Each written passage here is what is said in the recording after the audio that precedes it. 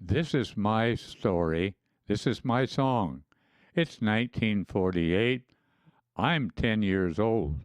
I soon will be 11. Well, I'm living at Highway 153 and Benson Creek Road. Our farm was dairy. We had way too many dairy cows I had to milk, and we had beef, and of course we had pigs and chickens and horses, all the other things that make up a farm. Uh, I was enrolled in Beaver Creek School, which was about 3, 4 miles from the house there, and it's a one Beaver Creek School is a one-room, one-story house. I call it a house where we went to school at Beaver Creek.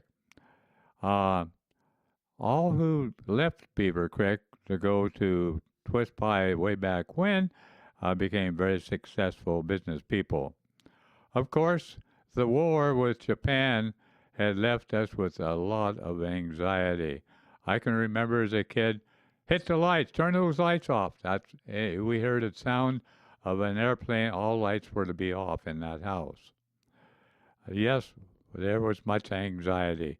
And that also brought about when the teacher would announce to us, oh, so and so was killed this last week in Japan in the war with the Japanese. And I thought about Harvey.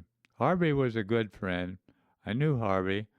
He was a little older than I was, and he was killed in the war in Japan. And it really touched my heart to miss Harvey. Um, well, on that spring, it was a rainy day.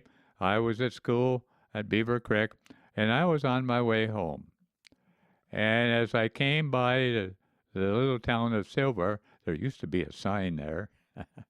I noticed that the water was rapidly rising amongst the buildings down there. And I thought, oh my, we've had such a good time playing with those old swords and the houses down there and all the other things, and cops and robbers and Indian boys, Indian and white man, and the Schocksnatter boys and the Simmons boys and the Wagner boys. We had a great time. Well, it wasn't long.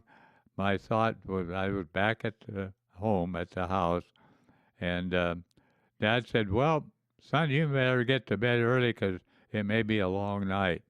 Well, he was right. Later that night, he awakened me, and the water had risen several feet. And he said, well, "Son, we've got to take the dairy cattle across to Benson Creek Road, take them way up on the hill. There's a little canyon there, and we'll just set that up as our headquarters." So remember, I'm only 10 years old, and my knees aren't very, and the water was up to my knees when I was driving those cattle across Highway 153, up Benson Creek, up to that road. And later my father joined me. We had pigs and other animals. The chickens flew up on the high part.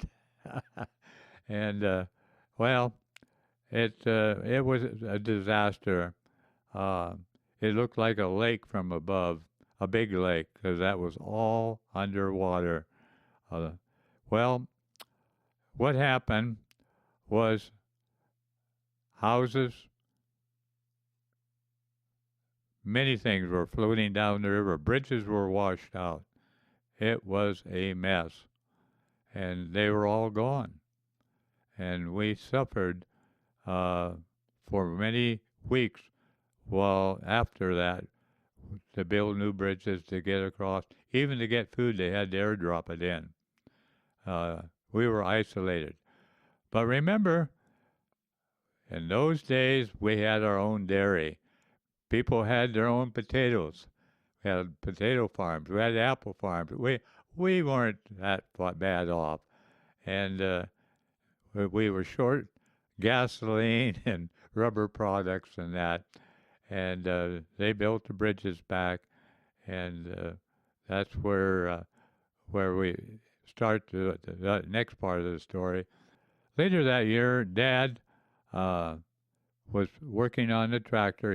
We got a brand new tractor, and we had a lot of mud to clean out from all the equipment and that. And somehow the tractor blew up and it exploded and killed him. Well, uh, not long after, Beaver Creek School closed. And not long after that, I had to run the farm. Those bloomin' cows, we milked about 20 at a milking. And then I had to separate the milk, the cream, and then it went to the creamery and Twisp, and they made cheese and stuff out of that. So we had plenty of milk and potatoes and apples, so we made it okay. While I was at school, the coach said, "All right, kids, we were going to play basketball.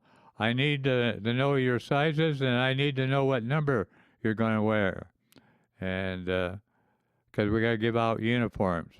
So I thought about it, didn't know what number I wanted to wear, and it was Sunday at church.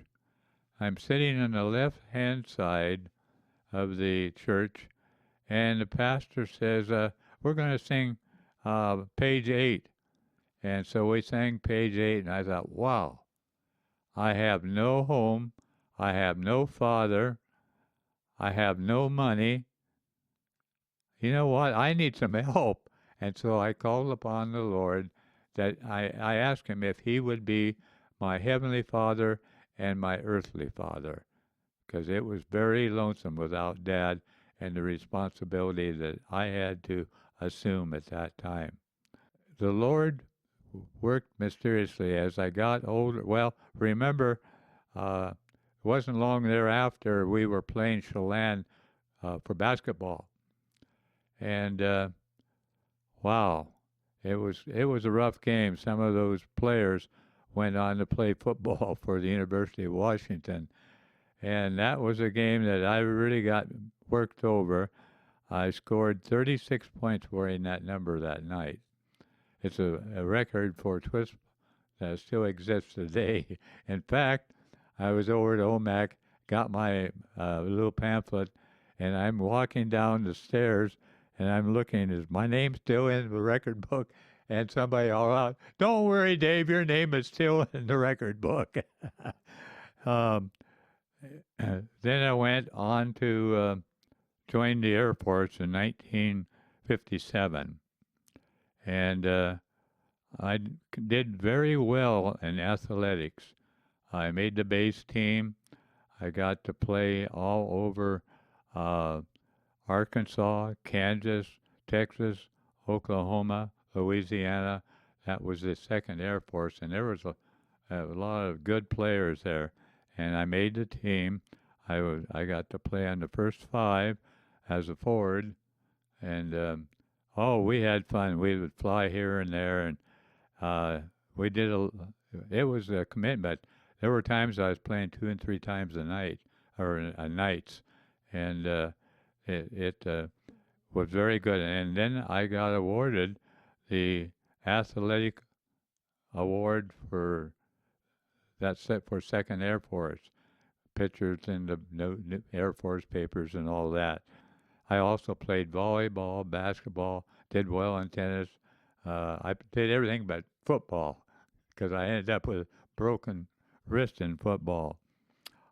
Did very well. And then on the athletic part, uh, I really appreciate that today. Uh, I was sent to this squad.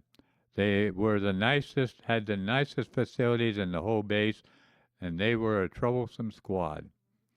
And when I was interviewed, they said, "We see by your resume that you also took bookkeeping and office work. You can type and all that."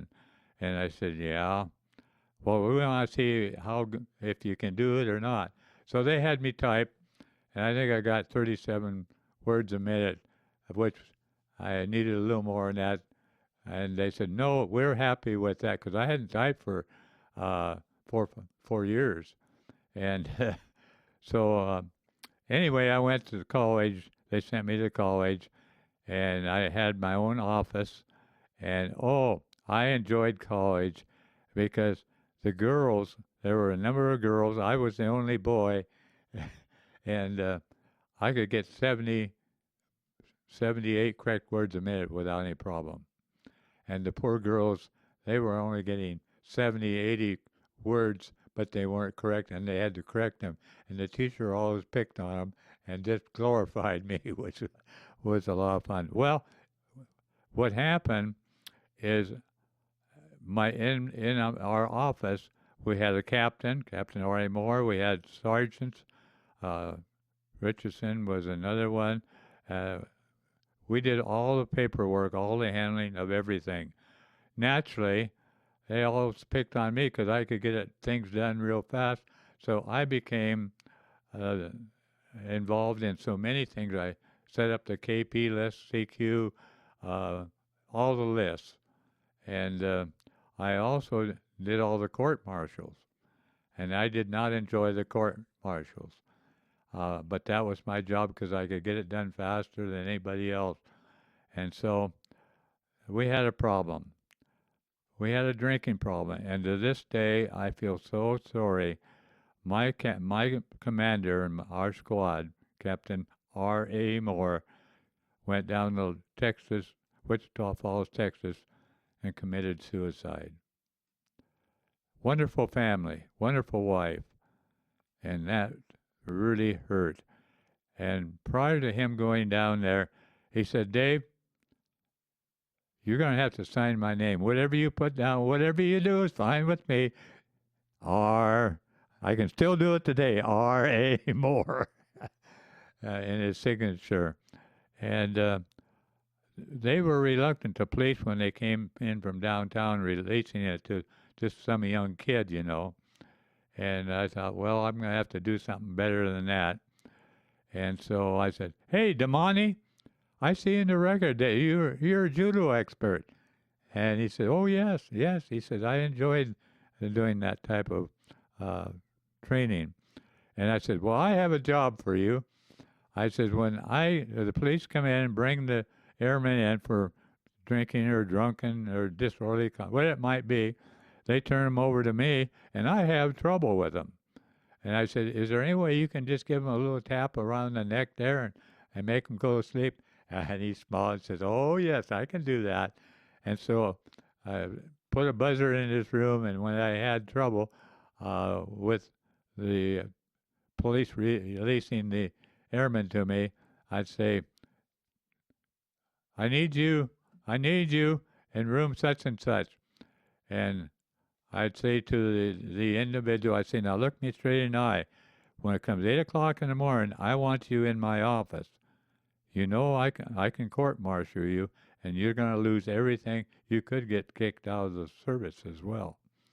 I lectured to him a little bit, and Damani would come up behind, whop! We'd catch them, roll them into bed, take off their shoes and that, and they slept. I never had another problem with delinquent keeping me up all night, and consequently, our list dropped from the worst on the base, and we never had any court martials. And I suppose today, what we did then, I would get court martialed myself for talking to the airmen and that, but we didn't have, and I lectured to them. The next morning, boy, they got the 3rd degree. And those kids, they all pretty well never offended. They did very well. And when I was, just before I was discharged, that's when I got the Airman Award for those 5 different states. And I thought, wow, how fortunate I am to have it all laid out for me. And even though I lost my commanding officer, I was able to keep things afloat, and we became one of the top squads on the base. And when I was discharged, I got a call from the base colonel, and he says, Schulz, Airman Schulz, I don't want to see this squad ever go back to where it was before. We appreciate all you've done for us. And I got that Airman Award, a nice big uh, trophy. Uh, anyway, moving on. Uh, keep in mind, my childhood, I had no father, I had no home, I had no place. And there was a time when I lived in, we had several orchards, uh, Methow, Carlton, and Twist. And some kids didn't have a home. And so I say, well, you can live with me for a while, and you can work for me, make your keep if you want to do that. And so I did that. Several months ago, I got a letter from John, and I'm just going to read a little bit of it. It's quite long, but he says, I doubt you will remember me, but I worked for you in the summer of 1963 and 4, and I have followed your career in Twisp and Okanagan County over the years, and I enjoyed reading this week's articles about you in the Methow Valley News. I was introduced to you by Ernie Wagner, and he goes on to say, Ernie and other local people, I helped get him a job wherever he went, and he did a lot of work for me. And he changed sprinklers for Ernie, and he didn't have enough work to keep busy, so he went back working to me. Now pay attention, at $1 an hour until he could see how I would work as an employee. Then he got $1.25 an hour. Oh my! You kids, are you listening? Anyway, he did all this work, and because of the training and on how to budget your money and that, he was able to save enough money. He went on to graduate from Washington State University. That really touches my heart. And there are a number of others that have called me from around the United States, are tennis coaches or coaches, and I've really been blessed by that. Uh, he went on to say, I just wanted to share a few memories that I remember that you gave me and the opportunities that you gave me. Then he concludes, take care and look forward to more stories of your continued commitment. And I appreciate a letter like that so much. I received, as a county commissioner, I served 12 years. I went back twice and testified before Congress on forest issues, and Congress asked if I would sit on the National Forest Board. And what a privilege! What a privilege to be recognized for the talents, because I started TSI, timber stand projects. I fought fire. I did it. I did a lot of things for the force under contract. Well, I'm not going to go on and on, but the Lord has been very good with me, helping me communicate with those like I was, no home, no parents that care, nobody cared, nobody loves you. I have fulfilled my commitment to the community. And thank you, community, for having such great faith in me. Thank you.